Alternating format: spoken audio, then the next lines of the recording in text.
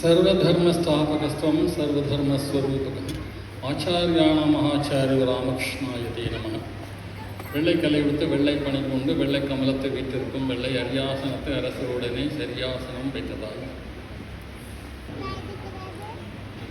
வளமை போல் இன்றைய தினம் ஸ்ரீராமகிருஷ்ணருடைய ஜெயந்தி விழா கொண்டாடப்படுகிறது. மத நல்லிணக்கத்தை பற்றி பலரும் பல இடங்களில் பேசி வருகிறார்கள். ஆனாலும் சில தவறான கருத்துக்கள் கூட பரவி இருக்கின்றன. ஸ்ரீராமகிருஷ்ணர் மதங்களினுடைய உண்மையை பற்றி அவர் தன்னுடைய வாழ்க்கையில் வாழ்ந்து காட்டி, பல்வேறு மதங்களை அனுஷ்டித்து வாழ்ந்து காட்டி, எல்லா மதங்களுக்கும் குறிக்கோள் ஒன்றே என்று சொன்னது இதற்கு அடிப்படையான ஒரு காரணம். ஆனால் மக்கள் மத்தியில் அதை கொஞ்சம் வித்தியாசமாக சொல்ல ஆரம்பிக்கிறார்கள். எல்லா மதங்களும் ஒன்றே என்று சொல்லி, எம்மதமும் சம்மதம் என்று சொல்லி அவர் சொல்ல ஆரம்பித்து விட்டார்கள். ஆனால் அது உண்மை அல்ல. ஸ்ரீராமகிருஷ்ணன் அப்படி சொல்லவில்லை, வேதங்களிலும் அப்படி சொல்லப்படவில்லை. எல்லா மதங்களும் சமம் சொல்ல முடியாது. மதங்கள்லாம் வேறு வேறானவை, அவைகள் வேறு வேறான வழிகள். ஒரு ஊரிலிருந்து இன்னொரு ஊருக்கு செல்வதற்கு பல்வேறு வழிகள் இருப்பதை போன்று, ரோடு மீது போகலாம், அல்லது ட்ரெயின் மீது போகலாம், அல்லது ஆகாயத்தில் விமானத்தில் போகலாம், அல்லது கடல் மீது போகலாம். இதெல்லாம் வேறு வேறான வழிகள். இவையெல்லாம் சமம் சொல்ல முடியாது. ஆனால் எல்லாத்துக்கும் குறிக்கோள் ஒன்று, போய் சேரிடம் ஒன்று. அந்த வகையில் இந்த வழிகள் எல்லாம் உண்மையானவை. இவையெல்லாம் மிகவும்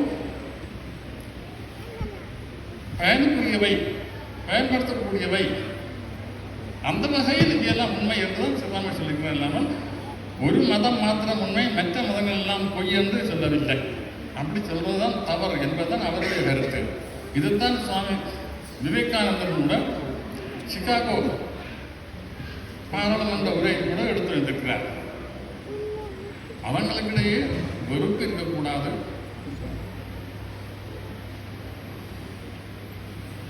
ஒரு சிநேக பாவத்துடன் அணுக வேண்டும். அவர்களும் நாங்கள் செல்லுகின்ற அதே நோக்கத்துக்குத்தான் அவர்கள் போகிறார்கள். குறிக்கோள் ஒன்று, ஆனால் பாதை வேறு, வழிமுறைகள் வேறு. இன்னும் சொல்ல போனால் இந்த சடங்குகள், கிரியைகள், பழக்க வழக்கங்கள், ஆச்சாரம், அனுஷ்டானங்கள் இவையெல்லாம் வேறுபடுகின்றன. வேறுபட்டாலும் செல்ல வேண்டிய லட்சியம் ஒன்றே. இதைத்தான் ஸ்ரீராமகிருஷ்ணர் சொல்லியிருக்கிறார். அதைத்தான் நாங்களும் எடுத்துக்கொள்கிறோம். இந்த நிகழ்ச்சியினுடைய நோக்கம் கூட அதுவே தான். ஆகவே யாராக இருந்தாலும் எம்மதம் சம்மதம் என்று சொல்லக்கூடாது. அது ஒரு மிகவும் தவறான புரிதல். இதற்கு இன்னொரு உதாரணம் எடுத்துக்காட்டலாம். இந்த மாதிரியான வேறு வேறு மதங்கள் இருக்கலாம். அதனால் நாங்கள் அதை பற்றி ஏதோ ஒரு சிக்கலாக எடுத்துக்கொள்ள தேவையில்லை. அல்லது மக்களை எல்லோரும் ஒரே மதத்தை தான் கடைப்பிடிக்க வேண்டும், யூனிவர்சல் ரிலிஜன், அந்த யூனிஃபார்மிட்டி என்று சொல்லி கருதுவோர் சிலர் இருக்கிறார்கள். அந்த மாதிரியெல்லாம் இருக்க தேவையில்லை.